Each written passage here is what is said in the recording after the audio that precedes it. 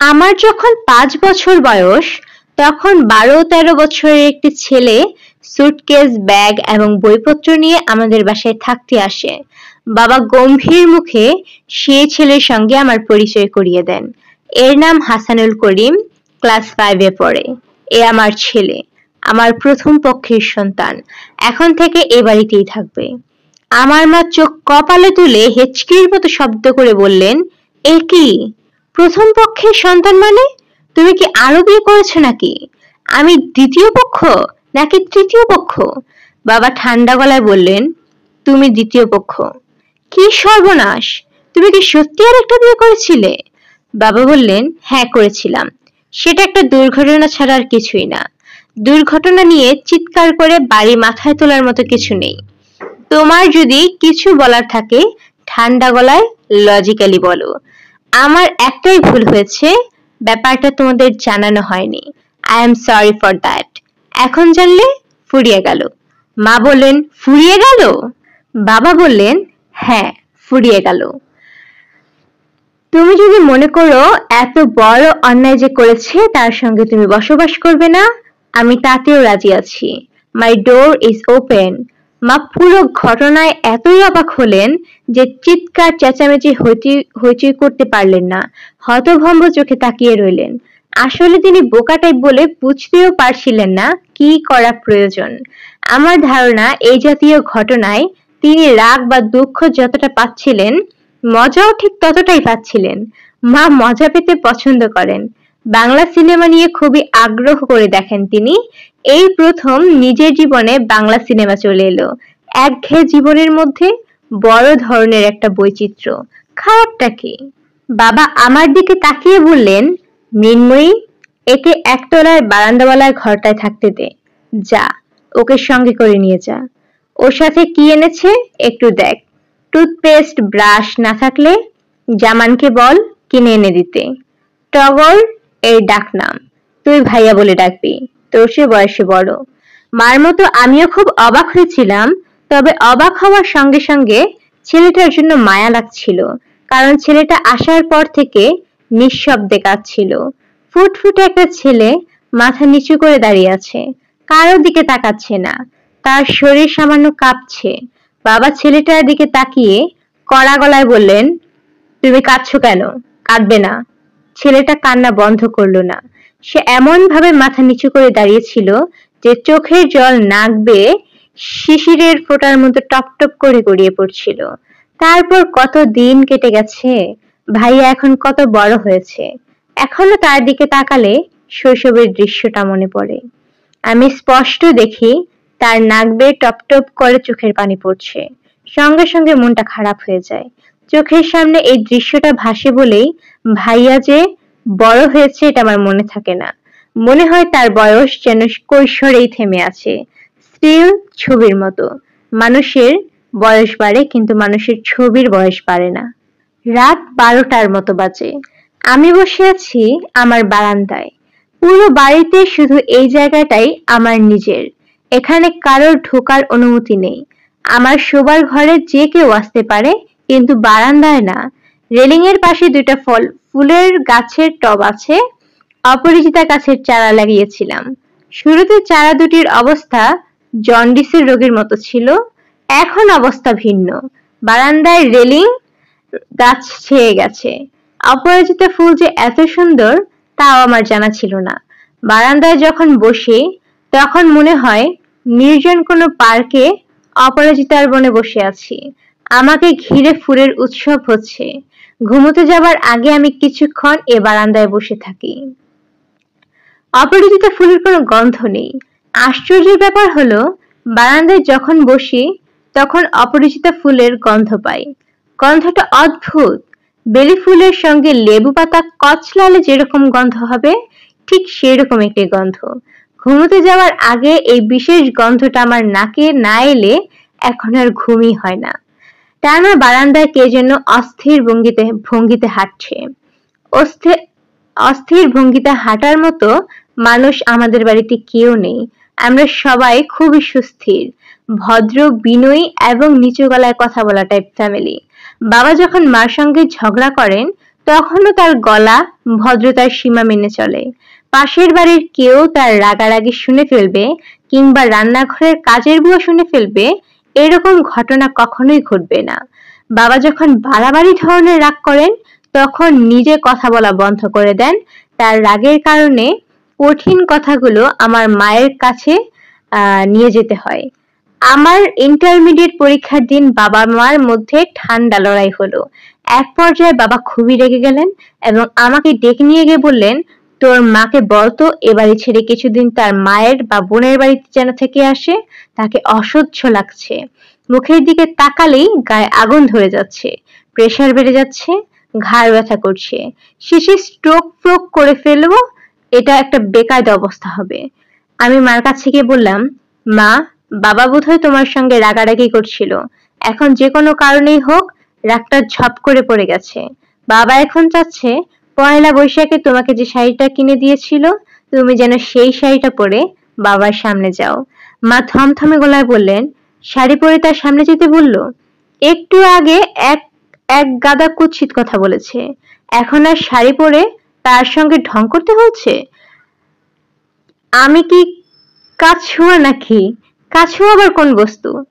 কোন বস্তু সেটা তোকে বলতে পারবো না। আসল কথা, তোর বাপের সঙ্গে অনেক ঢং করেছি, আর ঢং করব না। ঢং করতে হবে না, তুমি সেজে গুজে সামনে যাও। শুধু একটা রিকোয়েস্ট মা, কালচে টাইপ লিপস্টিক ঠোঁটে দেবে না, তোমাকে মানায় না। ওই শাড়ি পরবো কি করে? ব্লাউজই তো বানানো হয়নি। কাছাকাছি কোনো ব্লাউজ নেই? খুঁজলে হয়তো পাওয়া যাবে। তুমি খুঁজতে থাকো মা, আমার দেরি হয়ে যাচ্ছে। আজ আমার প্রথম পরীক্ষা, আধা ঘন্টা আগে যেতে হবে।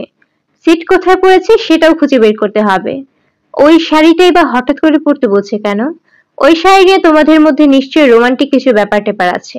তোমাদের ঝগড়ার ব্যাপারগুলো আমি জানি, রোমান্টিক ব্যাপারগুলি তো জানি না। আমি মার সামনে থেকে চলে গেলাম। মা গেলেন শাড়ির সঙ্গে ম্যাচিং ব্লাউজ খুঁজতে। তিনি ঠিকই শাড়ি পরে সেজেগুজে বাবার সামনে যাবেন এবং শুকনো গলায় বলবেন, পরলাম তোমার শাড়ি, এখন কি করতে হবে? নাচবো? আমার অতি বুদ্ধিমান বাবা তৎক্ষণাৎ ধরে ফেলবে ঘটনাটা কি। তিনি নিজেকে সামলে দেবেন এবং হাসি মুখে বলবেন, বাহ, তোমাকে খুব মানিয়েছে, একটু নাচো, খারাপ কি? আমার মা যে খুবই বোকা টাইপ একজন মহিলা তা বোঝা প্রায় অসম্ভব। যে কোনো বিষয় নিয়ে তিনি বেশ গুছিয়ে কথা বলেন। তার কথা শুনলে মনে হয় ওই বিষয়টার গভীর জ্ঞান আছে, আসলে তা না।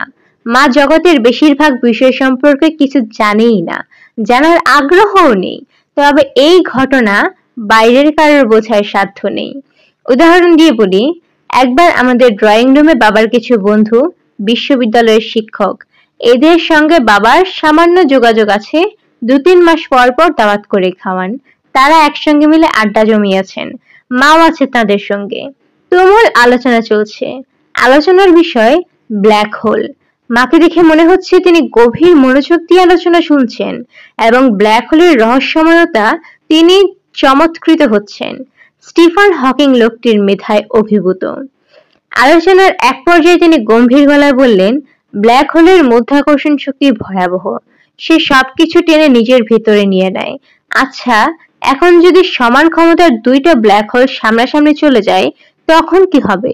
দুজনেই তো চেষ্টা করবে একে অন্যজনকে ভিতরে নিয়ে আসতে। আড্ডা কিছুক্ষণের জন্য নীরব হয়ে গেল। তারপর সবাই আবারও কথা বলতে শুরু করলো মার দিয়ার সমস্যা নিয়ে। সবাই মহা উৎসাহী, শুধু বাবা বিরক্ত মুখে মার দিকে তাকিয়ে রইল, কারণ তিনি জানেন মা ভেবেচিন্তে কিছু বলেনি, মনে একটা কথা এসেছে, বলে ফেলেছেন। এখন আবার যাবেন চা নাস্তার ব্যবস্থা করতে। দুইটা সমান শক্তির ব্ল্যাক হোল মুখোমুখি থাকলে মার কিছুই যায় আসে না, ওরা ওরা ওদের মতো দড়ি টানাটানি করুক, দুজনই একটা সময় দুজনকে গিলে ফেলুক। চায়ের সঙ্গে নাস্তা ঠিক মতো দিতে পারলেই তিনি খুশি। অস্থির ভঙ্গিতে টানা বারান্দায় বাবা হাঁটাহাঁটি করছেন। আমাকে দেখে এমন ভাবে তাকালেন যেন চিনতে পারছেন না। এর একটাই অর্থ, কোনো একটা বিষয় নিয়ে বাবা খুবই চিন্তিত। আমি বললাম, বাবা ঘুম আসছে না?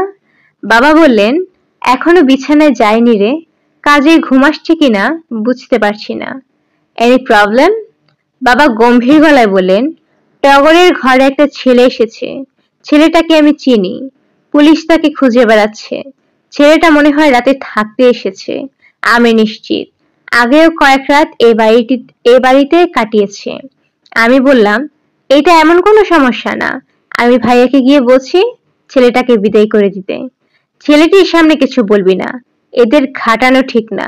তুই বরং টগরকে ডেকে নিয়ে আয়, যা বলার আমি বলবো। ভাইয়ার ঘরের দরজা খোলা, ঘরে বাতি জ্বলছে। ভাইয়া চেয়ারে বসে কি যেন লিখছে। এত রাতে আমাকে ঢুকতে দেখে সে কিছুমাত্র অবাক হলো না, যেন সে আমার জন্যই অপেক্ষা করছিল। লেখা থেকে চোখ না সরিয়ে বলল, কি ব্যাপার? আমি বললাম, কোনো ব্যাপার না। তোমার কাছে কি কেউ এসেছিল? ভাইয়া অবাক হয়ে বলল, না তো। বাবার ধারণা কেউ তোমার কাছে এসেছিল। বাবা এটা নিয়ে খুবই চিন্তিত। ভাইয়া তুমি খুব খেয়াল রাখবে, কেউ যেন তোমার কাছে না আসে। আর যদি এসেও পড়ে, চেষ্টা করবে তৎক্ষণাৎ বিদায় করতে। তাই তো করি। বাবার ধারণা তুমি ঠিক উল্টোটাই করো। মাঝে মাঝে তোমার দু একজন বন্ধু তোমার ঘরে রাত কাটায়। আর কিছু বলবি? বলবো। কথাগুলো যে শুধু বাবার তা না, আমারও কথা। ভাইয়া সাবধান থাকো, সময়টা খুব খারাপ। আচ্ছা ঠিক আছে। তুমি কি লিখছো? ভাইয়া চট করে খাতা বন্ধ করে ফেললো। কিছু লিখছি না। তোর কথা শেষ হয়ে থাকলে চলে যা। কাউকে চিঠি লিখছ নাকি? ভাইয়া মাথা নিচু করে হাসলো। তার হাসি মুখ দেখবার আমার মনে হলো যে ঢাকা শহরের প্রথম ৩ জন রূপবান যুবকের মধ্যে ভাইয়া একজন। শৈশবে যাদের খুব সুন্দর দেখায়, যৌবনে তারা কেমন যেন ভোঁতা টাইপ হয়ে যায়। ভাইয়ার বেলায় ঘটনা অন্যরকম। যত দিন যাচ্ছে সে ততই সুন্দর হচ্ছে। আমার বুকে ধাক্কার মতো লাগলো। প্রকৃতির রূপবান পুরুষদের পছন্দ করে না, তাদের মধ্যে বড় ধরনের কিছু সমস্যা দিয়ে দেয়। ভাইয়ার ভিতরে কোনো সমস্যা দিয়ে দেয়নি তো? বাবা উদ্বিগ্ন গলায় বললেন, টগরকে বলেছিস? কিছু বলতে দেয়নি বাবা। সরি, কিছু বলতে হয়নি বাবা। ভাইয়ার ঘর ফাঁকা, মশা মাছি পর্যন্ত নেই। দেয়ালে একটা কালো রঙের টিকটিকি ছাড়া কিচ্ছু নেই। ভালো করে দেখেছিস? খাটের নিচে বসে নেই তো? খাটের নিচে বসে থাকবে কেন? এরা ডেঞ্জারাস ছেলে। খাটের নিচে বসে থাকবে, বাথরুমের দরজা বন্ধ করে বসে থাকবে, দরজার আড়ালে থাকবে। যা, আবার যা। কোনো দরকার নেই বাবা। দরকার আছে কিনা সেটা আমি বুঝবো। তোকে দেখতে বলেছি, তুই দেখ। আমি আবারও সিঁড়ির দিকে এগুলাম। ভাইয়ার ঘরে দ্বিতীয়বার যাবার কোনো অর্থই হয় না। একতলার বারান্দায় কিছুক্ষণ হাঁটাহাঁটি করে চলে আসবো। বাবা নিশ্চয়ই দোতলার বারান্দা থেকে টেলিস্কোপ ফিট করে বসে থাকবে না দেখার জন্য আমি আমার দায়িত্ব পালন করছি কিনা। ভাইয়ার ঘরের দরজা ভেতর থেকে বন্ধ, বাতি নেভানো। আমি নিঃশব্দে দরজার কাছে গিয়ে দাঁড়ালাম, কান পাতলাম। ভাইয়ার কথা শোনা যাচ্ছে। সে যে একা একা কথা বলছে তাও না, যে জবাব দিচ্ছে তার গলার স্বর ভারী, রেডিও টিভির অ্যানাউন্সারদের মতো। কথাবার্তা হচ্ছে খুবই হাস্যকর বিষয়। মোটা গলার মানুষটা বলছে, শিউলি ফুলের পাতা দিয়ে এক ধরনের ভাজি হয়, টগর তুই খেয়েছিস কখনো? ভাইয়া বলল না। কচি পাতাগুলো কড়া করে তেলে ভেজে, সঙ্গে থাকে প্রচুর পেঁয়াজ রসুন আর শুকনা মরিচ। খেতে অসাধারণ হয়। গ্রামে যখনই যাই এটাই হয় আমার প্রধান খাদ্য। দ্বিতীয় খাদ্য কি জানিস? না, দ্বিতীয় খাদ্য হলো নাইল্লা পাতা ভাজি। নাইল্লা পাতাটা কি? পাট শাককে বলে নাইল্লা পাতা। পাট শাক রান্নার দুটো পদ্ধতি আছে, একটি ঝোল ঝোল আর একটা শুকনা শুকনা। আগুন গরম ধোয়া ওঠা ভাতের উপর নাইল্লা পাতা ছড়িয়ে যদি ভাত খাস তাহলে তোর মুখে এই জিনিস ছাড়া আর কিছুই রুচবে না। দেখি একটা সিগারেট দে। সিগারেট তো নাই। সর্বনাশ, সিগারেট ছাড়া এত বড় রাত কাটাবো কি করে? দোকান থেকে নিয়ে আসবো? আরে না, তোর বাসার সামনে পুলিশের 2 জন ইনফর্মার বসে আছে। তোর বাবা তো সিগারেট খায়, তার প্যাকেট থেকে একটা সিগারেট ম্যানেজ কর না। করতে পারবি না? না, একটা কাগজ দলা পাকিয়ে সিগারেটের মতো বানিয়ে দে, এটাই টান। কিছু ধোয়া যাক, এতেই কিছু কাজ হবে। সিগারেটের তৃষ্ণা মিটবে, ক্ষুধাটা কমবে। আমি নিঃশব্দে দোতলায় উঠে এলাম। বাবা বেতের চেয়ারে ঝিম মেরে বসে আছেন। তার গা থেকে হালকা গন্ধ আসছে, অর্থাৎ তিনি 2.5 প্যাক থেকে 3 প্যাক হুইস্কি খেয়ে ফেলেছেন। বাংলাদেশের মদ্যপান আইন নিষিদ্ধ, তবে বিত্তবানদের জন্য এই আইনে ফাঁক আছে। বিত্তবানদের জন্য বাংলাদেশে সরকারের আবগারি ডিপার্টমেন্ট মদ খাওয়ার লাইসেন্স ইস্যু করে। সেখানে লেখা থাকে স্বাস্থ্যগত কারণে তাকে এই পরিমাণ মদ্যপানের অনুমতি দেয়া হলো। বাবার এই লাইসেন্স আছে। বাবা বললেন, কি দেখলি? দেখলাম কেউ নেই। খাটের নিচ, বাথরুম সব দেখেছিস? কিন্তু আমি স্পষ্ট দেখেছি একটা ছেলে বিড়ালের মতো এদিক ওদিক তাকিয়ে ঝা করে ঘরে ঢুকলো, স্ট্রাইপ শার্ট গায়ে। তুমি তো মানসিকভাবে উত্তেজিত, এজন্য এসব দেখেছো।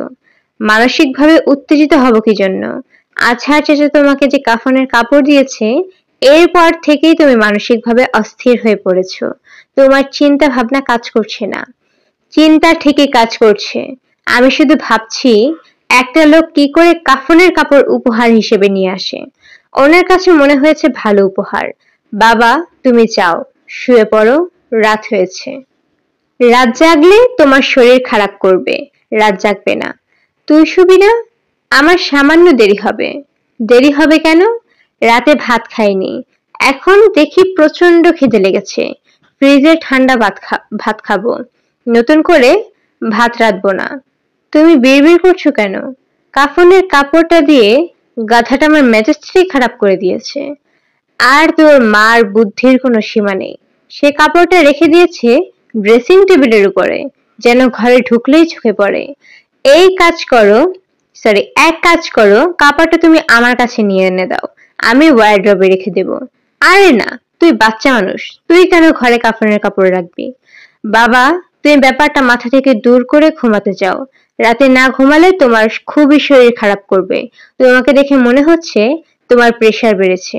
প্রেসার মেপে দেব? দরকার নেই। গাধাটা কি করছে শোন। কাফনের কাপড় আতর মাখিয়ে রেখেছে, নাক থেকে আতরের গন্ধটা যাচ্ছেই না। সাবান পানি দিয়ে নাক ধুয়েছি, তারপরেও যাচ্ছে না। তুই গন্ধ পাচ্ছিস? না, পাচ্ছি না। মানুষের সামান্য সেন্সও থাকবে না? আমার হঠাৎ ইচ্ছা করলো বাবাকে একটা বিপদে ফেলতে। কাজটা ঠিক হবে না, অন্যায়। তারপরে মনে হলো, আচ্ছা দেখি তো কি হয়। আমি বললাম, বাবা, সরু নদীর ইদ্রিস ভাষা কি? বাবা অবাক হয়ে তাকিয়ে রইলেন। আমি বললাম, আজহার চাচাকে তুমি সরু নদীর ইদ্রিস ভাষাটা বলেছিলে। কি বলেছিলাম? বলেছিলে ছেড়াঙ্গা। ছেড়াং হচ্ছে সরু, গা হলো নদী। ঠাট্টা করছিলাম। ইদ্রিস ভাষা আমি জানি না। তুমি ঠাট্টা করছিলে না, তুমি খুবই সিরিয়াস ভাবে বলছিলে। আজহার চাচা সঙ্গে সঙ্গে ব্যাপারটা বিশ্বাস করেছে। আমি যে এই ছোট্ট মিথ্যাটা বলেছি তার পেছনে ভালো যুক্তি আছে। যুক্তিটা শুনবি? এর পেছনে তোমার কোনো যুক্তি নেই বাবা, যুক্তিটা তুমি এখন ভেবে ভেবে বের করছো। আমি নিশ্চিত তুমি বেশ ভালো করেই যুক্তি বের করবে। যাই হোক, তুমি ভেবেচিন্তে ভালো একটা যুক্তি বের করো, আমি ভোরবেলা শুনবো।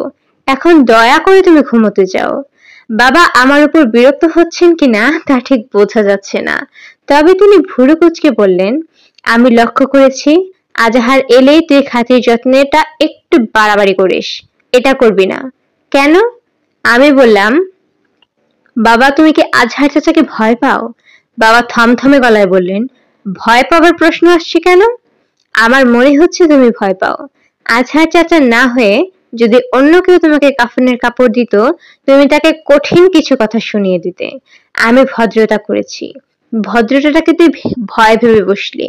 তোমার মধ্যে ভদ্রতার বাইরেও কিছু ছিল। বাবা বিরক্ত গলায় বললেন, স্মার্ট হওয়া ভালো, কিন্তু নিজেকে অতিরিক্ত স্মার্ট ভাবাটা ভালো না। আমি স্মার্ট না বাবা। আমি যা করি তা হলো 2 এর সঙ্গে 2 যোগ করলে 4 হয়েছে কিনা দেখি। সবার বেলায় তাই হয়, কিন্তু তোমার বেলায় 2 এর সঙ্গে 2 যোগ করলেও 4 এর কিছু কম হয়। সেই কমটা কোথায় সেটা বুঝতে পারি না। তুই কি বলতে চাচ্ছিস? পরিষ্কার করে বল তো। আমি শান্ত গলায় বললাম, ভাইয়ার কাছে যে ছেলেটা এসেছে বলে তুমি আমাকে বলেছিলে, এই ছেলেটা কে? আমি কি করে জানবো সে কে? আমার ধারণা তুমি তাকে চেনো। তোর ধারণা ঠিক নয়। আমার মনে হচ্ছে আমার ধারণাটা ঠিক। আমি তাকে কিভাবে চিনবো? বাবা খুব কঠিন চোখে তাকিয়ে রইলেন। আমি রওনা হলাম রান্নাঘরের দিকে। কস্তুরী বেগমকে ডেকে তুললাম, গরম ভাত রান্না করতে হবে। কস্তুরী বেগমের শাড়ির আঁচলে আলাউদ্দিনের চিরাগের একটি মিনি সাইজের দৈত্য বাস করে বলে আমার ধারণা। এই দৈত্য রান্নাবান্নার কাজ অতি নিমিষেই করে ফেলতে পারে এবং রান্নার কাজ ছাড়া সে আর কোনো কাজই করতে পারে না।